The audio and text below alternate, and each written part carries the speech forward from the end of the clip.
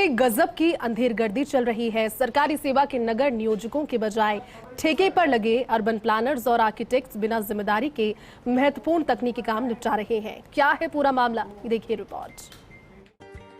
जयपुर विकास प्राधिकरण में स्टाफ की कमी को देखते हुए नियोजन से जुड़े तकनीकी कार्यों में सहयोग के लिए निजी एजेंसी के जरिए 20 अर्बन प्लानर्स और 12 आर्किटेक्ट्स लगाए हुए हैं।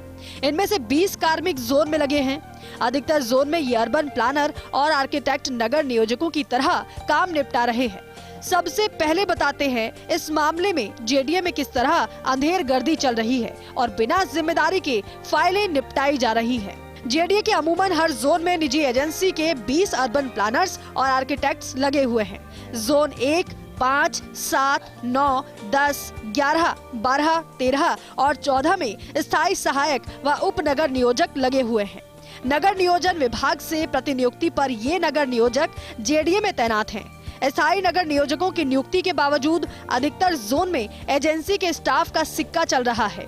इस खेल को खुद वहां तैनात स्थायी नगर नियोजकों ने ही उजागर किया। हाल ही जोन 9, 10, 11, 12, 13 और 14 में नियुक्त सहायक उपनगर नियोजकों ने यूओ नोट जारी किए हैं। एक ही तिथि को एक के बाद एक जारी इन यूओ नोट्स के कारण जेडीए में खलबली मची हुई है। इन यूओ नोट्स में कहा गया है कि तकनीकी फाइलें जोन में लगे नगर नियोजकों को प्रस्तुत नहीं की जा रही, बल्कि ठेके पर लगे अर्बन प्लानर्स और आर्किटेक्ट्स सीधे खुद के स्तर पर ही इनका निस्तारण कर रहे हैं। इसके लिए फाइलों पर नियम विरुद्ध सहायक नगर नियोजक पदनाम का इस्तेमाल किया जा रहा है। ठेके पर लगे ये तकनीकी कार्मिक साइट प्लान व बिल्डिंग प्लान जारी करने संबंधी कार्यवाही और भूमि समर्पण के प्रकरणों में मुआवजे के लिए भूखंड प्रस्तावित कर रहे हैं। ऐसे प्रकरणों में अनियमितताओं की पूरी संभावना के बावजूद इन कार्मिकों से ये काम करवाए जा रहे हैं, जबकि इन कार्मिकों का इन कार्यों के लिए कोई उत्तरदायित्व नहीं है। जोन 8, 9, 11 और 14 में ठेके पर लगे ऐसे दो तकनीकी कार्मिक नियुक्त हैं। जिन जोन में स्थायी नगर नियोजक नहीं, वहां तो पूरा काम ठेके पर लगे इन कार्मिकों के भरोसे है। जोन 9 में तो पिछले दिनों उपायुक्त ने बाकायदा आदेश जारी कर कार्य विभाजन कर दिया था। ठेके पर लगे तकनीकी कार्मिकों और स्थायी नगर नियोजकों में इस जोन का काम बांट दिया गया। इन कार्मिकों को मनमर्जी से स्थायी नगर नियोजकों के बराबर मान लिया गया, जबकि इन तकनीकी कार्मिकों का काम सीधे फाइल निपटाने के बजाय केवल सहयोग करने का है। ठेके पर लगे कार्मिकों से सरकारी काम कराने की शिकायतें पहले भी मिलती रही है, जिनको लेकर जेडीए सचिव ने पिछले 2 साल में 3 बार आदेश जारी किए। हाल ही जेडीए के निदेशक आयोजना ने भी आदेश जारी कर हिदायत दी कि सभी तकनीकी कार्य जोन में लगे स्थायी नगर नियोजकों के माध्यम से कराएं। ठेके पर लगा स्टाफ इन नगर नियोजकों की मदद के लिए है। जेडीए सचिव ने 23 फरवरी 2021, 27 दिसंबर 2022 और 9 मई 2023 को आदेश जारी किए थे। इन आदेशों में स्पष्ट कहा गया है कि नियमित स्टाफ से ही फाइलों का निपटारा कराया जाए और एजेंसी के माध्यम से लगे कार्मिक नियमित स्टाफ की मदद करेंगे।